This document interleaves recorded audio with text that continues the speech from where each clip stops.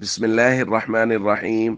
عن عثمان رضي الله تعالى عنه قال قال رسول الله صلى الله تعالى عليه وسلم: إن القبر أول منزل من منازل الآخرة، فإن نجا منه فما بعده أيسر منه، وإن لم ينج منه فما بعده أشد منه. رواہ ترمذی۔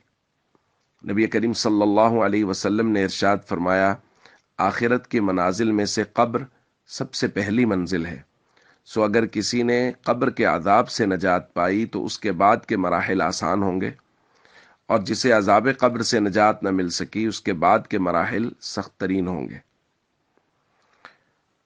دوستو، ہم بات کر رہے ہیں قبر اور اس کے احوال کے متعلق۔ حضرت عثمان غنی رضی اللہ تعالیٰ عنہ کے بارے میں آتا ہے، کان عثمان اذا وقف علی قبر بکا حتی یبل لحیتہ۔ حضرت عثمان اگر کسی قبر کے پاس رک جاتے تو اس قدر شدت سے روتے کہ آپ کی داڑھی تر ہو جاتی آنسوؤں سے۔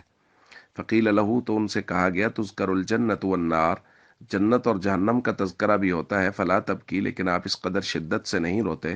وتبکی من ھذا، اور قبر کے پاس جب آتے ہیں یا اس کا جب تذکرہ ہوتا ہے تو آپ اس قدر شدت سے روتے ہیں۔ تو انہوں نے نبی پاک صلی اللہ علیہ وسلم کا یہ فرمان نقل کیا کہ حضور نے فرمایا ہے، یہ آخرت کی منازل میں سے پہلی منزل ہے، یہاں آسانی ہو گئی تو آخرت میں مزید آسانیاں ہو جائیں گی، اور یہاں تنگی ہو گئی تو آگے جا کے تنگیاں مزید بڑھ جائیں گی۔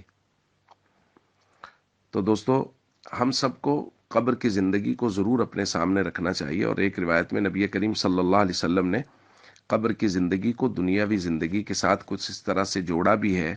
فرمایا، اذا دخل المیت القبر، جب میت کو قبر میں داخل کیا جاتا ہے، یعنی جب اس کی آنکھ کھلتی ہے قبر میں، مثلت الشمس عند غروبها، تو اس کو ایسے لگتا ہے جیسے سورج غروب ہو رہا ہے، یعنی وہ دیکھتا ہے کہ سورج تو غروب ہو رہا ہے۔ فیجلس یمسح عینیہ، وہ اٹھتا ہے اور اپنی آنکھیں ملتا ہے۔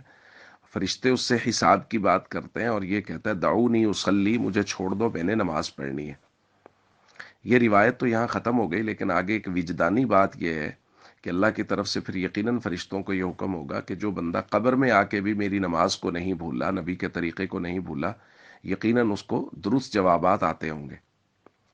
تو بھائی، قبر میں جا کے نماز صرف اسی کو یاد رہے گی جو دنیا میں نماز کا اس قدر شدت سے عادی ہوگا کہ کبھی عصر کی نماز کے وقت وہ سویا رہا اور مغرب کے قریب آنکھ کھلی تو اس کو سب سے پہلے جو کام اس کے ذہن میں آئے وہ یہ ہو کہ میں نے نماز پڑھنی ہے، میری نماز گئی۔